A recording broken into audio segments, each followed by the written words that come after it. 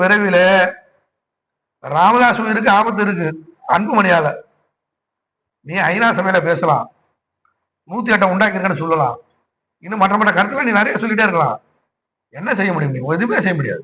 ஏன் பாயாது பாய்ந்தானே அவரும் தப்பான மனிதர்களை வளர்த்தாங்க. தன்னோட குடும்ப சூழ்நிலை காரணமாகவும் தன்னோட சொந்த பந்தங்களோட நிர்பந்தத்தின் காலமாகவும் நான் அன்னைக்கு அதை செஞ்சேன்னு அவர் சொல்றாருங்கள, அவர் பண்ண தப்பு திருப்பி அங்க பாயுது. இன்னைக்கு பாமகவில் என்ன பிரச்சனைன்னு கேக்குறீங்க? இந்த கட்சியை உருவாக்குறதுக்கு பல்வேறு ஆண்டு காலமா கஷ்டப்பட்டு உருவாக்குனர் ராமதாஸ். அந்த கட்சியை வழிநடத்துகிற ஒரு பக்குவமும் அந்த தலைமை பண்பும் அவருக்கே உரியது. பூகம்பத்துக்கு மேல பூகம்பமா வெடிக்குதுங்க பாமகல. காடுவெட்டி குருவின் சொந்தக்காரரும் மாவீரன் வன்னிய சங்கத்தினுடைய நிறுவனருமான விஜிகே மணிகண்டனுடைய பிரஸ் மீட்டை பாருங்க.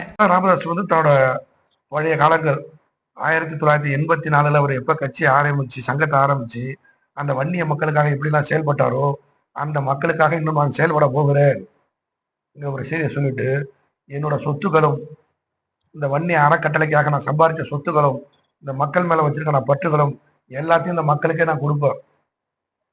இந்த மக்களுக்கே நான் கொடுக்க போறேன். என் மேல நீ எப்ப நீ வன்முறைக்கு நீ தொடங்க ஆரம்பிச்சிட்டியோ, என் சொத்தும் நான் சம்பாதிச்சதும் என் மக்களும் என் மக்களோட வாழ்ந்து என் சொத்தெல்லாம் கொடுக்க போறேன்னு சொல்றாரு. அதோட மெயின் புள்ளியா அவரை என்னென்ன தவறான கட்டங்கள் கட்டணுமோ அவரை எப்படி அடுத்த ரீதிக்கு கொண்டுட்டு போய் சத்தம் போடாம என்னென்ன செய்யணுமோங்கிறது உங்களுக்கு புரியும். அது என்னன்னு மறைந்த காடுவெட்டி ஜே குரு மெல்ல மெல்ல பாமகல இருந்து விலகின சம்பவம் எல்லாருக்கும் ஞாபகம் இருக்கும்.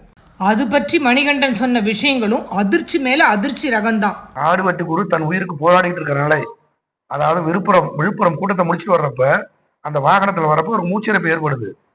அப்ப அவர் நிப்பாட்டி ஒரு சும்மா தண்ணி கொடுக்குறாங்க. குடிச்சதுக்கு அப்புறம் நிலை ரொம்ப மோசமா போகுது. அந்த நிலைக்கு பிறகு மருத்துவரை தொடர்பு கொண்டு போன்ல பேசி ஒரு சில சிகிச்சைகள் முடிஞ்ச பிறகு மறுநாள் காலையில் அங்கே போறாரு. ஐயா, இந்த மாதிரி என்னோட நுரையீரல் பிரச்சனை இருக்கு, எனக்கு முன்னையில இருந்து இது தெரியும், உங்களுக்கு சொல்லியிருக்கேன், நான் ஆப்ரேஷன் பண்ணணும், வெளிநாட்டுக்கு போகணும்னு ஐயாட்ட போய் சொல்றாரு. குரு, நீ சிங்கப்பூர் போய் செலவு பண்ணாலும் கூட காசு இருக்கான்னு கேட்கிறாரு ஐயா. அப்ப அவர் கோச்சிக்கிட்டு என்ன பண்றாரு, என்ன போய் இப்படி கேட்டீங்களான்ட்டு கோபமா போறாரு. ஆனா ஐயா அதுக்கு முன்னாடி அதுக்கான தொகையெல்லாம் ரெடி பண்ணிட்டார். இவர் சிங்கப்பூர் அழைச்சு போறதுக்கு எல்லா வேலையும் செஞ்சுட்டாரு. அந்த பாஸ்போர்ட் இருக்கா இல்லையா, போக முடியாதாங்கிறதெல்லாம் அன்புமணி திருப்பி உள்ள நீ எதுக்கு அத்தி லட்சம் சொல்ல பண்ணணும், அவருக்கு பாஸ்போர்ட் இல்லைன்னு சொல்லு, அவர் ஆட்சிட்டு போக முடியாதுன்னு சொல்லு அப்படின்னு சொல்லி அவரை இங்கேயே தங்க வச்சு காடுவெட்டி குருவை மருத்துவ கொலை செய்தது அன்புமணி ராமதாஸ் தான். 25 செத்து போனார். 2007 வருஷம் ஆகுது. 7 வருஷத்துக்கு முன்னாடியே அவர் சாக போற 15 நாளைக்கு முன்னாடி சொன்னார். அவர் செத்து போயிட்டார். செத்து 10 நாளாவது சும்மா ஆஸ்பத்திரியில் வச்சுட்டு பூச்சாண்டி காட்டினாங்க. அதாவது முன்னாள் முதலமைச்சர் ஜெயலலிதா இறப்பு போல இந்த இறப்பும் அப்படியே உள்ளார வச்சுட்டு பூச்சாண்டி காட்டி எல்லாரையும் சுற்றி இருக்கிறவங்களாம் ரெடி பண்ணி காவல்துறையெல்லாம் முடிச்சுக்கிட்டு இங்கே போனால் எந்த கலவரமும் வராத அளவுக்கு எல்லாம் பண்ணிட்டு அன்னைக்கு ராமதாஸை கையை கட்டி வாயை பொத்தி ஊனமாக இருக்க வச்சுட்டாங்க. அன்னைக்கு செத்து போயிருந்தார் ராமதாஸ். உண்மையிலே ராமதாஸ் நல்ல மனுஷா.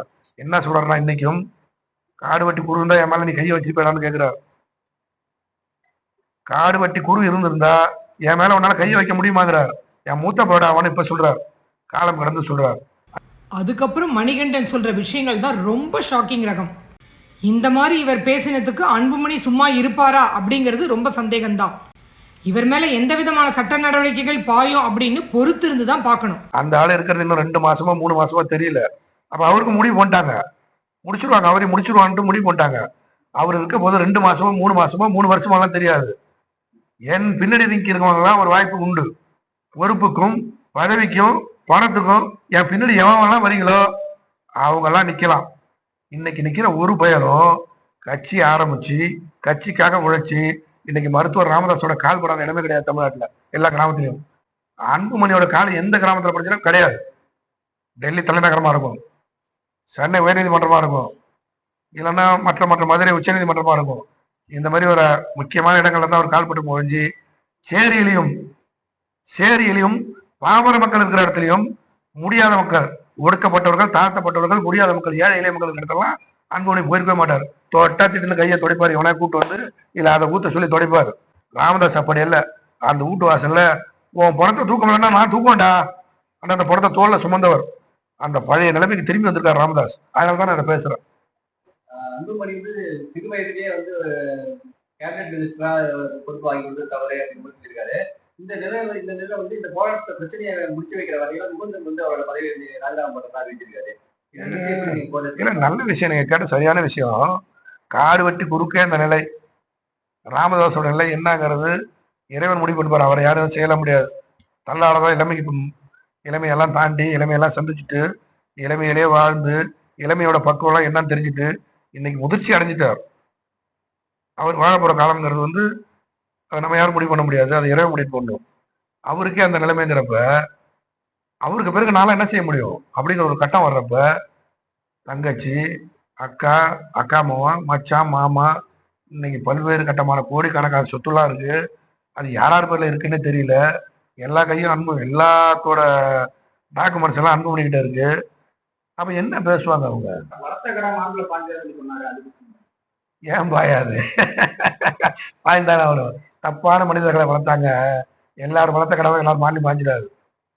தன்னோட குடும்ப சூழ்நிலை காரணமாகவும் தன்னோட சொந்த பந்தங்களோட நிர்பந்தத்தின் காலமாகவும் நான் அன்னைக்கு அதை செஞ்சேன்னு அவர் சொல்றாருங்கள, அவர் பண்ண தப்பு திருப்பி அங்கே பாயுது. எனக்கும் பாட்டாளி மகளிருக்கும் பிடிக்காதுங்க. நான் போய் இன்னைக்கு ராமதாசன் ஆதரிப்பேன், அன்புமணி ஆதரிக்க மாட்டோம். அன்புமணிக்கு உழைக்க தெரியாது, உரிமைகளை மதிக்க தெரியாது, அடுத்தவங்கள உட்காந்து பேச தெரியாது, வந்தவங்களோட கூட்டம் உட்காந்து சரி சமமா பேசி ஒரு டம்ளர் தண்ணி குடிக்க முடியாது. அதுக்கெல்லாம் உனக்கு தகுதி இல்லாதவன் நீ ஐநா சபையில பேசலாம், 108 உண்டாக்கிருக்கன்னு சொல்லலாம், இன்னும் மற்ற கருத்துல நீ நிறைய சொல்லிட்டே இருக்கலாம். என்ன செய்ய முடியும்? நீ எதுவுமே செய்ய முடியாது. ராமதாஸுங்கிற ஒற்றை வார்த்தை இல்லைன்னு சொன்னா அன்புமணிங்கிற அத்தியாயமே இன்னொரு அரை மணி நேரம் இல்லை, 6 நாள் இல்லை, 60 நாள் இல்லை. அவர் வாயை தொந்துட்டாருன்னா அதுல இருந்து ஸ்டார்டிங் ஆகிடும். கடைசி கட்டமா 60 நாள் எல்லாம் முடிஞ்சிடும். அவங்க குடும்பத்தில் அப்பப்போ பெரிய விஷயம் நடக்கும். காடு வெட்டியார் கோச்சிட்டு வெளில வந்துடுவார்.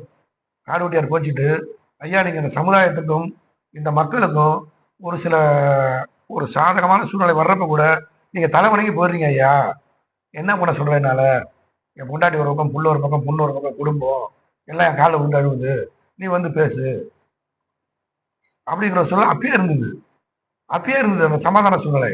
அப்ப குடும்பத்தின் நிர்பந்தத்தினாலதான் வந்து அவர் அன்னைக்கு அந்த கூட்டணிக்கு போனார். உண்மை அதுதான்.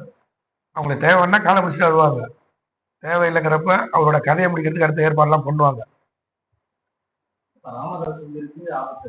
அதை நல்லா தெளிவா சொல்றேன் கேளுங்க. அதை மட்டும் நல்லா போடுங்க வேகமா. வெகு விரைவில் ராமதாஸ் உயிருக்கு ஆபத்து இருக்கு. அன்புமணியால ஒரு பக்கம் இருந்தாலும் அன்புமணி பொண்டாட்டியால ஆபத்து இருக்கு. இப்படி இல்லாம குற்றம் சாட்டுறது பாமகல எல்லாருக்குமே ஷாக். ஐயா மைக்ல சொல்லாத, பேட்டி கொடுக்காத ஒரு விஷயத்த சொல்றாங்க. என்னால் என் கட்சிக்காக, நான் உழைச்ச கட்சிக்காக, உருவாக்கப்பட்ட கட்சிக்காக அந்த 27 பேருக்கும் எல்லா குடும்பத்தையும் போய் சந்திப்பேன். அவங்களுக்கெல்லாம் என்னென்ன செய்யணுமோ செய்வான். என் சொத்துல அவங்களுக்கெல்லாம் பங்கு உண்டு. அவங்களுக்கு என்னென்ன பண்ணணுமோ, அது வேலையா இருந்தாலும், மருத்துவம் இருந்தாலும், உதவியா இருந்தாலும், எது வேணாலும் பண்ணுவாங்கிற செய்தியை எல்லாருக்கிட்டையும் சொல்லிட்டு இருக்காரு. அதை விரைவில் செய்வாருங்கிறத நாங்கள் எல்லாம் எதிர்பார்க்கிறோம்.